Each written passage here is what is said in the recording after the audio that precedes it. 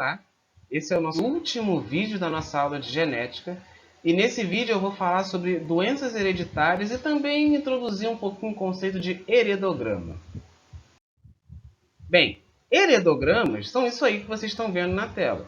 São esses diagramas que representam a hereditariedade de uma família. É como se fosse uma árvore genealógica, só que em relação à genética dessa família, certo?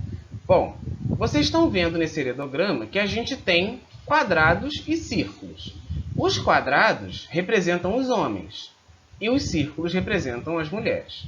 E bem, vocês também devem estar vendo que algumas dessas formas, quadrados e círculos, estão pintados de preto e algumas dessas formas não estão pintadas, estão em branco. Bem, as formas que estão pintadas representam pessoas que são afetadas pela característica que a gente está estudando. Quando eu falo afetado, eu estou falando de doença? Não necessariamente. Por exemplo, esse heredograma que a gente está vendo aí poderia tranquilamente ser um heredograma sobre capacidade de dobrar a língua, como essa moça aí da foto. Os indivíduos que estão pintados de preto conseguem dobrar a língua. E os indivíduos que estão em branco não conseguem dobrar a língua, ok? Mas sim, o foco da nossa aula hoje vai ser mais em relação a doenças hereditárias, mas só explicando que o heredograma pode representar outras características que não doenças. Bem, olhem esse heredograma aí. A primeira coisa que vocês têm que fazer, sempre que pegarem o heredograma, é o seguinte: reparar quantos homens têm a característica, a doença, enfim, e quantas mulheres têm. No caso desse heredograma, olha só, a gente tem 1, 2, 3 mulheres afetadas. E aqui, 1, 2, 3 homens afetados. Ou seja, é igual. A quantidade de homens e mulheres afetados é igual. Quando a quantidade de homens e mulheres afetados pela característica é igual, a gente diz que essa característica é uma característica autossômica. Ou seja, ela é promovida por um daqueles 22 pares de cromossomos autossômicos. Sabe? Aqueles pares que a gente viu lá na nossa primeira aula de genética. Bem, então já sabemos que esse heredograma traz uma característica autossômica. Agora, reparem uma coisa. Em todas as gerações, olha, geração 1, geração 2 e geração 3. Em todas as gerações, você tem indivíduos afetados com essa característica. Como essa herança, ela é uma herança autossômica, em todas as gerações você tem indivíduos afetados, você diz que essa herança é uma herança autossômica dominante. Por quê? Porque o gene que confere essa característica é um gene dominante. Agora vamos analisar melhor o genótipo de cada um desses indivíduos. Por exemplo, esse primeiro indivíduo aqui, ó, ele é afetado pela característica. Por exemplo, consegue dobrar a língua. A gente sabe que o genótipo dele deve ser azão alguma coisa. A gente não sabe que alguma coisa é essa, então a gente põe esse tracinho aqui, certo? Mas como ele tem essa característica, ele é afetado por essa característica, a gente sabe que o genótipo dele é azão alguma coisa. Esse indivíduo aqui, que não tem a característica, é azinho. Isso a gente tem certeza. Agora, olha esse filho aqui. Esse filho aqui, ele com certeza recebeu um azinho do pai. E como ele é afetado, ele com certeza tem um azão. Então, esse filho com certeza é azão-azinho. Mesma coisa para essa filha aqui, ó. Tem um círculo, é uma filha.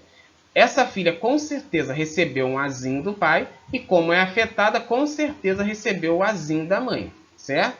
Eu estou falando isso, gente, porque cada filho recebe um alelo do pai e um alelo da mãe necessariamente. Como esse pai só tem azinho a oferecer, ele deu azinho para todos os filhos. Mas olha essa filha aqui.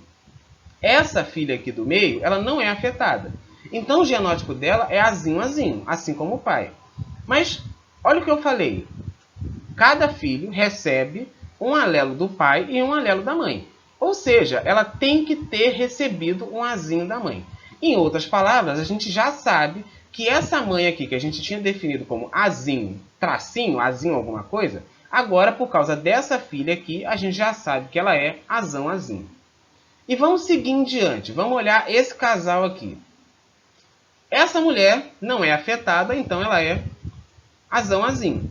Assim como os 3 filhos dela não são afetados, também são azinho. Agora do lado de cá, esse homem é afetado, ele é azão alguma coisa. Os 2 filhos dele afetados são azão alguma coisa. E aqui eles têm 3 filhos azinho. 3 filhos azinho, assim como esse exemplo aqui é a mesma coisa. Como esse casal tem filhos azinho e cada filho recebe um alelo da mãe e um alelo do pai, esse pai aqui tem que ter um azinho. Ele com certeza deu um azinho para pelo menos esses 3 filhos aqui. Então a gente sabe a partir disso que esse pai é azinho.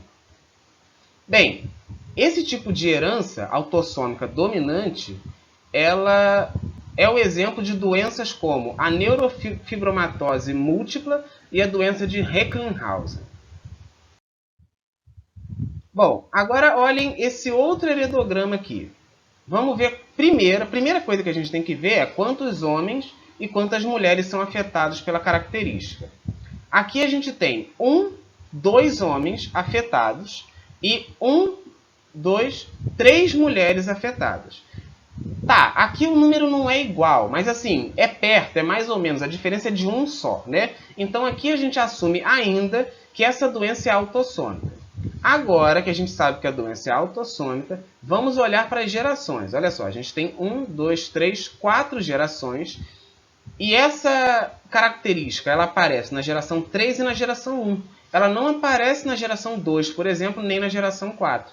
Então, como essa característica fica escondida em uma geração e depois aparece em outra, a gente diz que essa característica é de uma herança recessiva. Então, a herança aqui é autossômica recessiva, certo? Bom, agora vamos analisar os genótipos. Como ela é recessiva, já está até aqui, ó. Como ela é recessiva, todos os indivíduos afetados a gente sabe que são azinho. São azinho. Todos os indivíduos afetados, necessariamente. E os outros indivíduos, ó. Esses aqui, por exemplo, esse casal. A gente sabe que eles são azinho, todos 2, porque eles tiveram filhos azinho. Então, esse filho aqui, por exemplo, ele recebeu um azinho do pai e um azinho da mãe. Essa filha é a mesma coisa, recebeu um azinho do pai e um azinho da mãe. Então, a gente sabe que esses 2, cada um deles tem um azinho. E como eles não são afetados, cada um deles tem um azão também. Então, eles são azinho. Mesma coisa para cá, ó. Essa filha aqui é azinho, recebeu um azinho do pai e um azinho da mãe. Então, a gente sabe que os pais aqui são azinho. E o resto, ó, o restante aqui a gente não tem como dizer, mas eles são azão alguma coisa, né? E vamos prestar atenção nesse cara aqui, nesse homem aqui. Ele é filho de um casamento consanguíneo. Olha só, esses 2 traços aqui simbolizam um casamento consanguíneo, entre primos, entre parentes. No caso aqui são primos, né? Esse indivíduo, ele recebeu necessariamente um azão da mãe dele, porque ele não é afetado, e um azinho do pai dele. Então, esse indivíduo aqui é azinho. Esse tipo de herança autossômica recessiva, ela é o tipo de herança de doenças como a anemia falciforme, que faz as nossas hemácias ficarem assim, ó, em formato de foice, por isso falciforme, e do albinismo, né, que faz as pessoas não terem a pigmentação, a melanina, enfim. Um outro heredograma, olha aqui. Primeira coisa que a gente tem que fazer num heredograma é contar a quantidade de homens e de mulheres afetados. Olha só, mulheres, 1, 2. Homens, 1, 2, 3, 4, 5. A gente já tem uma discrepância, uma diferença muito grande entre a quantidade de homens e de mulheres afetados. Então, olha só, se você tem homens e mulheres afetados, só que os homens são bem mais afetados que as mulheres, como é o caso aqui, a gente diz que essa herança aqui é uma herança ligada ao cromossomo X. E eu já botei aqui que é recessiva e eu já vou explicar por quê, ok?